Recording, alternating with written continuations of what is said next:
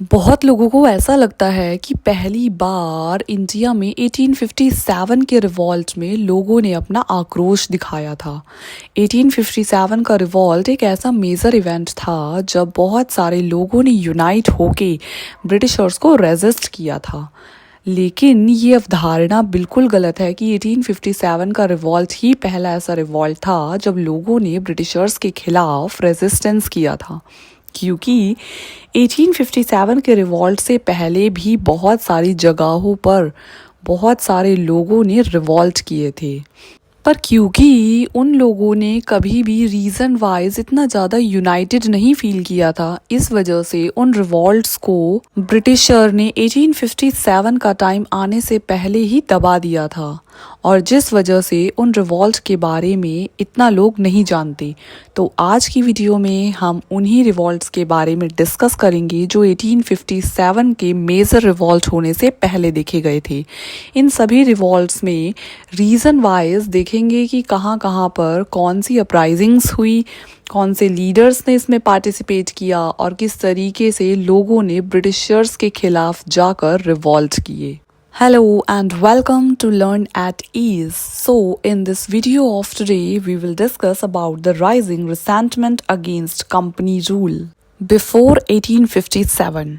तो ये जो रिवॉल्ट्स थे इन्हें मेजरली 3 पार्ट्स में डिवाइड किया गया। एक थी सिविल अपराइजिंग्स, जिसमें हम देखेंगे कि किस तरीके से कॉमनर्स ने ब्रिटिशर्स के खिलाफ जाकर रिवॉल्ट किए।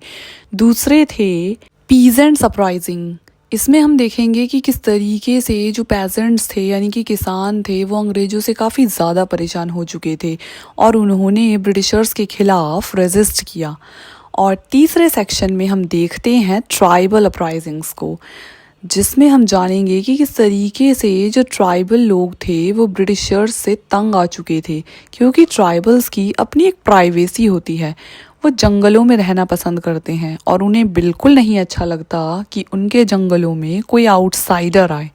जब ब्रिटिशर्स उनकी लाइफ में इंटरफेयर करते हैं, इससे वो काफ़ी ज़्यादा परेशान हो जाते हैं और जिसकी वजह से वो ब्रिटिशर्स के खिलाफ जाकर रिवॉल्ट्स करेंगे। तो चलिए स्टार्ट करते हैं सिविल अपराइजिंग के साथ, जो हम देखते हैं कि बेसिकली कुछ कॉमन कॉजेज़ की वजह से हुई थी।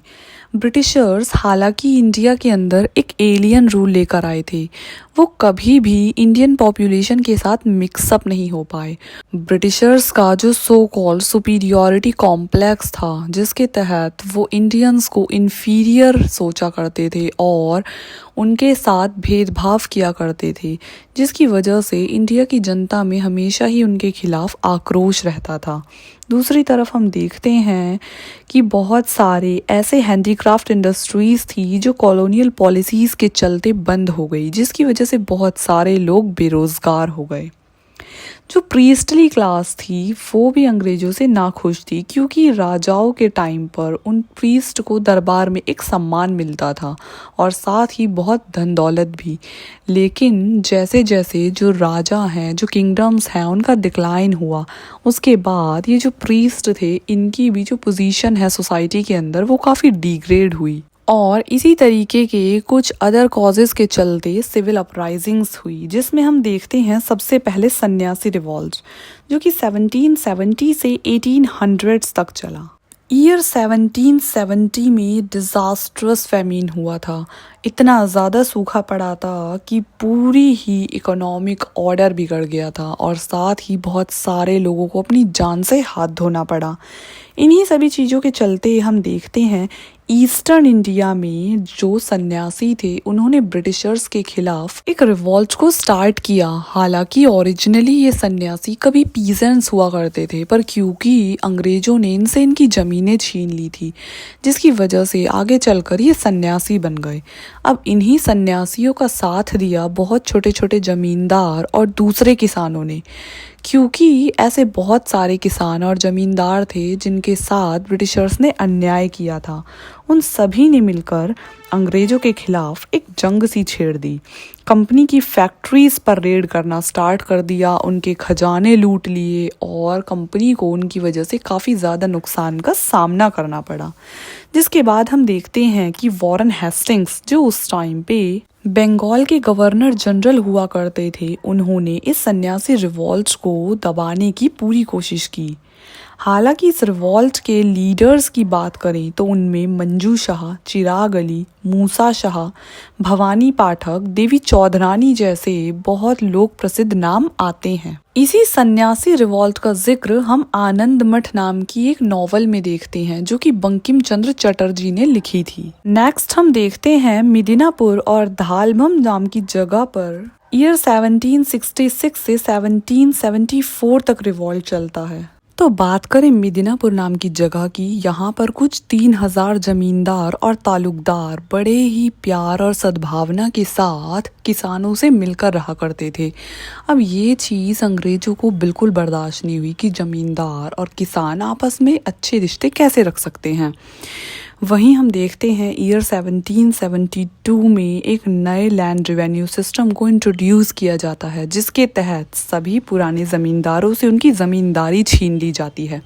क्योंकि जब ज़मींदारों के किसानों के साथ बहुत अच्छे संबंध होंगे तो उनके साथ वो करप्शन नहीं करेंगे, और अंग्रेज चाहते थे कि ज़्यादा से ज़्यादा लैंड रेवेन्यू को एक्सट्रैक्ट किया जाए और किसानों को एक्सप्लॉइट किया जाए। इसके लिए नए ज़मींदारों को अपॉइंट किया गया। बहुत सारी जगह जैसे कि धालभम, मानभम, रायपुर, पंचेत, जाति भुनी, करनागढ़, बागेरी, ये वो जगह थी जहाँ पर जमींदारों से उनकी जमींदारी छीन ली गई, और इसी वजह से यहाँ के लोगों ने अंग्रेजों के खिलाफ रिवॉल्ट कर दिया, जिसमें मेन लीडर्स के रूप में हम दामोदर सिंह और जगन्नाथ धाल को देखते हैं। नेक्स्ट हम देखते हैं 1769 से 1805 तक असम के अंदर भी बहुत सारे रिवॉल्ट्स देखने के लिए मिलते हैं, जिसमें मोआमारीज, जो कि एक लोअर कास्ट हुआ करती थी असम की, उन्होंने वहाँ के किंगडम अहोम्स के खिलाफ एक रिवॉल्ट को स्टार्ट किया।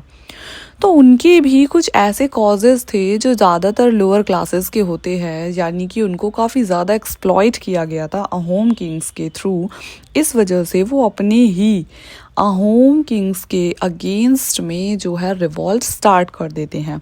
इस रिवॉल्ट की शुरुआत 1769 में होती है।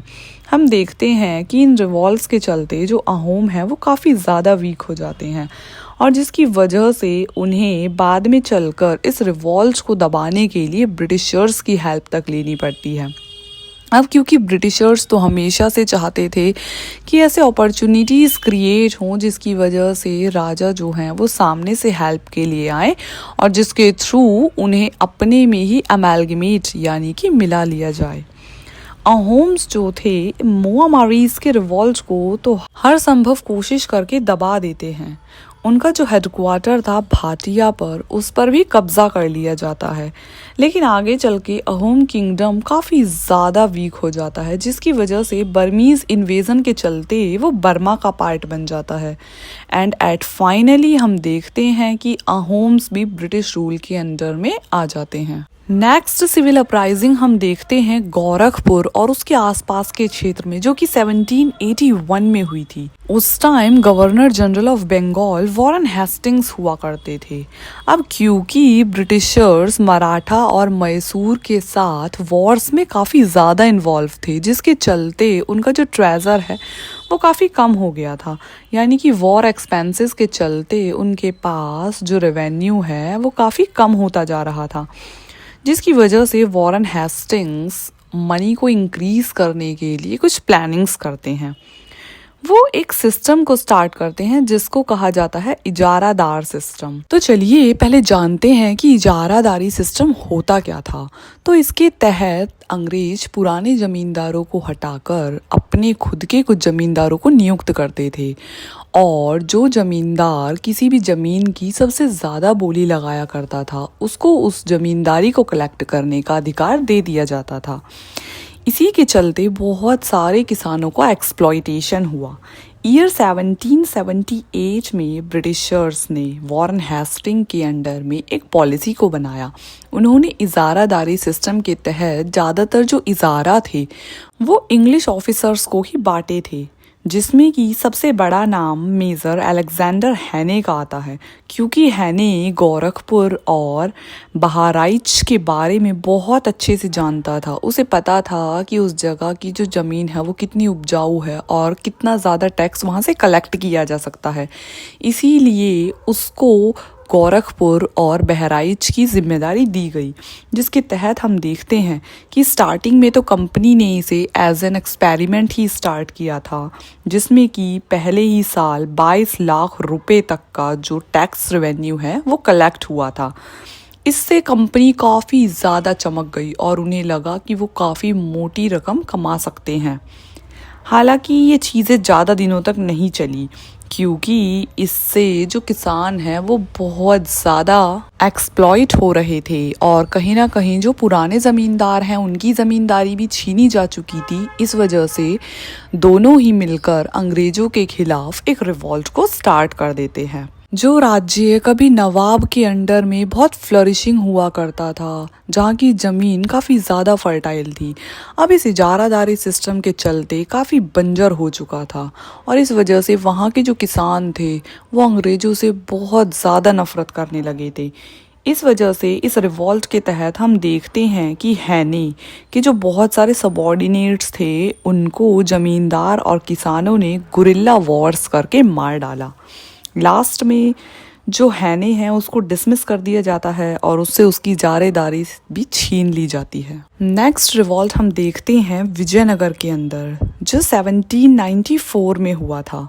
अब यहाँ की क्या सिचुएशन थी कि विजयनगर के राजा आनंद गजपति राजू और ब्रिटिशर्स दोनों मिलकर जो नॉर्दर्न सरकार्स का एरिया था वहाँ से फ्रेंच को बाहर निकाल देते हैं। अब दोनों ने डिसाइड किया था कि वो बहुत ही फ्रेंडली रिलेशन में एक दूसरे के साथ रहेंगे और इसी वजह से उनके बीच में कुछ अच्छी और सक्सेसफुल ट्रीटीज़ भी साइन हुई थी। पर क्योंकि ब्रिटिशर्स तो कभी अपने वर्ड्स पर रहते ही नहीं थे, उन्हें तो हमेशा ही बिटरली ट्रीटीज़ को वॉयलेट करना और लोगों को धोखा देना आता था। अब इसी के चलते अंग्रेज जो हैं वो गजपति राजू से डिमांड करते हैं कि उन्हें ईस्ट इंडिया कंपनी को 3 लाख रुपए देने होंगे। अब इन्हीं चीज़ों के चलते, यानी कि इसी सब टसल के चलते जो आनंद राजू हैं उनकी डेथ हो जाती है और उनके बाद जो नए राजा बनते हैं विजयनगर की, जिनका नाम था विजय राम राजू, वो इस चीज से काफी परेशान हो जाते हैं एंड आउट ऑफ एंगर हम देखते हैं कि विजयनगर के अंदर ब्रिटिशर्स के खिलाफ एक रिवॉल्ट स्टार्ट हो जाता है, जिस रिवॉल्ट के चलते जो राजू खुद हैं, यानी कि जो विजय राम राजू हैं, वो कमज़ोर पड़ने लगते हैं और धीरे धीरे कंपनी जीतने लगती है।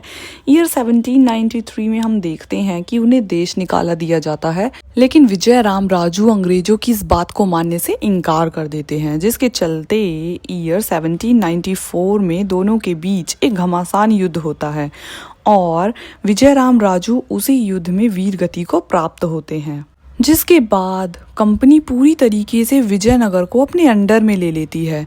पर क्योंकि लोगों में काफ़ी ज़्यादा आक्रोश था और वह देखकर कुछ ही समय बाद कंपनी विजयनगर को विजय राम राजू के माइनर सन को सौंप देती है और इस तरीके से ये जो रिवॉल्ट है इसको सप्रेस कर दिया जाता है। नेक्स्ट रिवॉल्ट हम देखते हैं बिदनौर के अंदर, जो 1799 से 1800 तक चला। तो ये स्टोरी काफ़ी इंटरेस्टिंग है। मैसूर को जब अंग्रेज़ों ने 1799 में जीत लिया था तो वहाँ पर कुछ ऐसे नेटिव लीडर्स थे जो थे तो काफ़ी छोटे, जो अंग्रेज़ों की नज़र में नहीं आए, लेकिन अंग्रेज़ों के खिलाफ उनके मन में काफ़ी ज़्यादा आक्रोश था और उन्हीं में एक लीडर का नाम आता है धुंधिया वाघ, जो काफ़ी ज़्यादा बहादुर थे। अब क्योंकि जब टीपू सुल्तान हुआ करते थे उस टाइम पर टीपू सुल्तान ने इन्हें इस्लाम में कन्वर्ट करके जेल में रखा हुआ था। सेरिंगपट्टम के युद्ध के बाद ये जेल से रिहा हो जाते हैं, क्योंकि उस टाइम टीपू सुल्तान की मृत्यु हो चुकी थी, और जाकर मराठास के पास शरण ले लेते हैं। धुंधिया वाघ हमेशा से ही अंग्रेजों से नफरत किया करते थे और चाहते थे कि ब्रिटिशर्स को यहाँ से हटा दिया जाए, जिसके लिए वो हमेशा मराठा किंग्स को भी कहीं ना कहीं इंस्टिगेट करते रहते थे और खुद भी ब्रिटिशर्स के खिलाफ हमेशा युद्ध लड़ने के लिए तैयार रहते थे और इसलिए सितंबर 1800 में हम इन दोनों के ही बीच में युद्ध देखते हैं। एक तरफ थी ब्रिटिशर्स की फौज और दूसरी तरफ थे धुंधिया वाघ। हालांकि धुंधिया वाघ उतने ज्यादा शक्तिशाली नहीं थे क्योंकि उनके पास जो सेना की टुकड़ी थी वो अंग्रेजों की सेना के मुकाबले काफी कम थी। फिर भी उन्होंने बहादुरी के साथ अंग्रेजों का सामना किया, लेकिन इसी युद्ध में वीर गति को प्राप्त हुए और इस तरीके से उन्होंने अपना नाम इतिहास के पन्नों में लिखवा लिया। आज भी मैसूर और बिजनौर के अंदर लोग धुंधिया वाघ का नाम काफी गर्व के साथ लेते हैं। नेक्स्ट रिवॉल्ट हम देखते हैं मालाबार रीजन में, जो कि 1793 से 1805 तक चला। तो यहाँ पे एक राजा हुआ करते थे जिनका नाम था केरला वर्मा पझसी राजा, जिन्हें केरला सिंघम के नाम से भी जाना जाता था, जो कोट्टयम रीजन के एक डी फैक्टो रूलर थे। अब ये हैदर अली और टीपू सुल्तान से काफ़ी ज़्यादा नफ़रत करते थे क्योंकि इनके आपस में काफ़ी ज़्यादा कॉन्फ्लिक्चुअल रिलेशंस थे। साथ ही ब्रिटिशर्स के साथ भी इनके काफ़ी ज़्यादा कॉन्फ्लिक्ट्स थे। जब थर्ड एंग्लो मैसूर वॉर लड़ी गई थी 1790 से 1792 तक, उस टाइम पे ब्रिटिशर्स मैसूर के राजा टीपू सुल्तान के साथ फाइटिंग कर रहे थे। इससे पहले ब्रिटिशर्स और कोट्टयम के राजा फजहसी राजा के बीच में एक ट्रीटी हुई थी कि अंग्रेज किसी भी तरीके से कोट्टयम के अंदर कोई भी वॉर नहीं करेंगे और ना ही कभी कोट्टयम को कब्जाने की कोशिश करेंगे। अंग्रेजों की ये जो थर्ड एंग्लो मैसूर वॉर है ये मैसूर तक ही सीमित रहेगी, पर क्योंकि अंग्रेज जो हैं इस एग्रीमेंट से बाहर आ जाते हैं, इस ट्रीटी को वॉयलेट कर देते हैं, जिसकी वजह से फजहसी राजा जो हैं वो अंग्रेजों के खिलाफ अब एक रिवॉल्ट की तैयारी करने लगते हैं। इसी बीच हम देखते हैं कि अंग्रेज वीर वर्मा, जो कि फजहसी राजा के अंकल थे, उन्हें कोट्टयम का राजा बना देते हैं। अब नए राजा जो थे वो खुद भी काफ़ी लालची थे और अंग्रेजों के भी खजाने भरने में लग जाते हैं, जिसके चलते वो पीजेंट्स पे जो टैक्स था उसे काफ़ी बढ़ा देते हैं और पीजेंट्स के बीच में इस चीज़ को लेकर काफ़ी आक्रोश बढ़ने लगता है। दूसरी तरफ पीजेंट हमेशा से ही अपने पुराने राजा फजहसी राजा को पसंद किया करते थे क्योंकि वो काफ़ी ज़्यादा ईमानदार और पीजेंट्स का ध्यान रखने वाले थे। इसी क्रम में हम देखते हैं कि वायनाड के अंदर ब्रिटिशर्स और फजहसी राजा के बीच में एक कॉन्फ्लिक्ट स्टार्ट होती है 1800 में। फजहसी राजा एक बहुत बड़ी आर्मी को तैयार करते हैं जिसमें नायर्स, मापिलास, ये वो लोग थे जो टीपू सुल्तान की मृत्यु के बाद अनएम्प्लॉयड हो चुके थे क्योंकि उनकी सेना में एज अ सोल्जर काम किया करते थे। इन सभी लोगों को मिलाकर फजहसी राजा एक सेना को बनाते हैं ब्रिटिशर्स के खिलाफ युद्ध लड़ने के लिए। नवंबर 1805 में हम देखते हैं कि अंग्रेजों के खिलाफ चल रहे एक युद्ध में केरला सिंघम फजहसी राजा वीर गति को प्राप्त होते हैं। और नेक्स्ट रिवॉल्ट हम देखते हैं अवध के अंदर, जो कि 1799 में हुआ था। तो अवध के जो फोर्थ नवाब थे वजीर अली खान, उन्हें अंग्रेजों ने ही गद्दी पर बिठाया था और अंग्रेजों की हेल्प से ही वो राजा बने थे ईयर 1797 में। लेकिन क्योंकि अंग्रेजों के साथ धीरे धीरे उनके जो रिश्ते हैं वो खराब होने लगे, जिसके चलते हम देखते हैं कि वजीर अली खान को उन्हीं के अंकल सादत अली खान सेकंड के साथ रिप्लेस कर दिया गया, यानी कि अब गद्दी पर सादत अली खान सेकंड को बिठा दिया गया और वजीर अली खान को एक पेंशनर बनाकर बनारस भेज दिया गया। वजीर अली खान को ये अपनी इंसल्ट लगी और इसीलिए जनवरी 1799 में उन्होंने एक हाई ब्रिटिश ऑफिशियल को लंच पे इनवाइट किया, जिसमें हम देखते हैं कि वो जो ब्रिटिश रेसिडेंट थे जॉर्ज फेडरिक चेरी, जब वो लंच के लिए आए तब वजीर अली खान ने धोखे से उन्हें मार दिया और साथ ही 2 ब्रिटिश ऑफिशियल्स और मजिस्ट्रेट ऑफ बनारस को भी इस घटना में अपनी जान से हाथ गंवाना पड़ा। इस फेमस इंसिडेंट को हम मैस्कर ऑफ बनारस के नाम से जानते हैं। इसके बाद वजीर अली खान और ब्रिटिशर्स के बीच में युद्ध हुआ, जिसमें वजीर अली खान हार जाते हैं और जिसके बाद वो वहाँ से भागकर बुटवाल चले जाते हैं और बाद में जयपुर के राजा के यहाँ शरण ले लेते हैं। अब जैसे ही वेल्सले को पता चलता है कि वजीर अली खान जयपुर में छुपे हुए हैं, वो जयपुर के राजा से रिक्वेस्ट करते हैं कि वजीर अली खान को उन्हें सौंप दिया जाए। हालांकि जयपुर के राजा जो हैं, क्योंकि वो भी उतने ज़्यादा शक्तिशाली नहीं थे, इसीलिए वो अंग्रेज़ों को वजीर अली खान को सौंप तो देते हैं, लेकिन 2 कंडीशंस रखते हैं कि ना तो उन्हें हैंग किया जाए और ना ही जेल में डाला जाए। पर क्योंकि अंग्रेज तो कभी अपनी बात पर टिकते नहीं थे, इसी वजह से हम देखते हैं कि 1799 में वजीर अली खान को फोर्ट विलियम में, जो कि कलकत्ता में था, वहाँ पे कन्फाइनमेंट में रखा जाता है, जहाँ वो अपनी बची हुई जिंदगी जीते हैं। नेक्स्ट अपराइजिंग हम देखते हैं गंजम और गुमसुर में। तो यहाँ की स्टोरी थोड़ी सी कंफ्यूजिंग है, इसीलिए इसे बहुत ध्यान से समझना जरूरी है। देखते हैं कि नॉर्थ सरकार के अंदर जो रिवॉल्ट चल रहे थे, जिनके बारे में ऑलरेडी हम डिस्कस कर चुके हैं जब हमने आनंद गजपति राजू के बारे में डिस्कस किया था। तो उसी वाले एरिया में एक और लोकल लीडर थे जिनका नाम था स्त्रीकर भंज, जो गुमसुर यानी कि गंजम डिस्ट्रिक्ट के अंदर एक छोटी सी जगह थी, वहाँ के जमींदार हुआ करते थे। अब क्योंकि अंग्रेज़ों का जो जुल्म है वो काफ़ी ज़्यादा बढ़ता जा रहा था, दिन पर दिन वो टैक्स का अमाउंट जो है वो इंक्रीज़ करते जा रहे थे।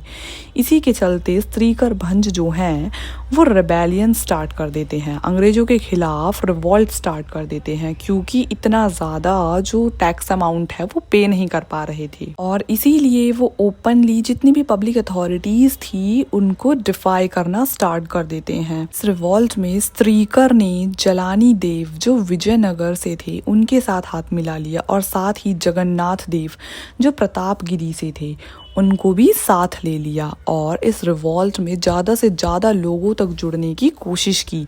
ईयर 1804 में जगन्नाथ देव को पकड़ा जा चुका था और इसीलिए अंग्रेजों ने उन्हें मसूलीपट्टनम भेज दिया। अंग्रेजों का मानना था कि अगर स्त्रीकर भंज को एक छोटा सा डिस्ट्रिक्ट दे दिया जाए और वहाँ पर उन्हें टैक्स कलेक्ट करने के स्वतंत्र राइट्स दे दिए जाएं, तो स्त्रीकर भंज जो हैं वो इस रिवॉल्ट को ख़त्म कर सकते हैं।